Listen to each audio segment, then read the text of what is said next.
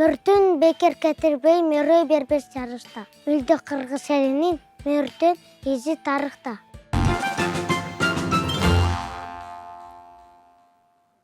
Найза үнчуна өмірі нағыз жігіт қазатты, нақтабайлы ел үшін намыс менен азаттық.